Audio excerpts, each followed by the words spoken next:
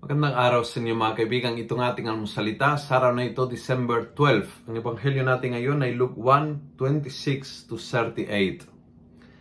Sabi ng ebanghelyo, the angel came to Mary and said, "Rejoice, full of grace, the Lord is with you." Full of grace si Mama Mary. Gawa ng Diyos ito eh. There is no other way to be full but to be filled by God.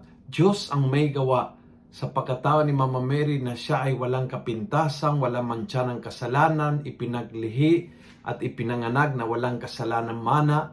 Lahat po yun ay gawa ng Diyos. At lahat yun ay preparasyon ng Diyos para sa misyon ibibigay sa Kanya. Ganyan po ng ating Diyos. Bigay ng misyon, bigay din ng paraan para may sa katuparan ang misyon. Kaya huwag kang matakot kung may hamon sa iyong buhay. Kung may humaharap ka sa mga mahirap na challenge sa iyong buhay, huwag kang matakot. Kung ang Diyos ang nagbigay ito sa iyo, kasama ang lakas. Kasama ang lakas, kasama ang paraan, kasama ang grasya para maigawa mo ang dapat mong gawin.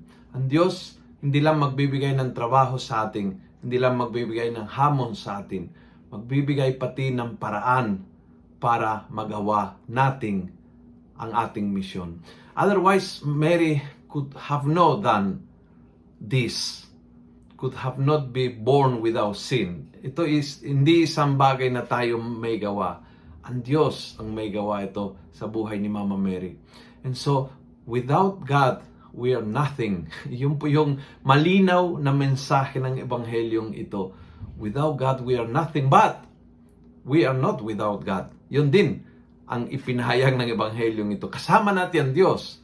Kung kaya, lahat ng bigay na hamon ng Diyos, kaya nating, hindi sa sarili natin lakas, sa lakas niya, na kasama always sa challenge.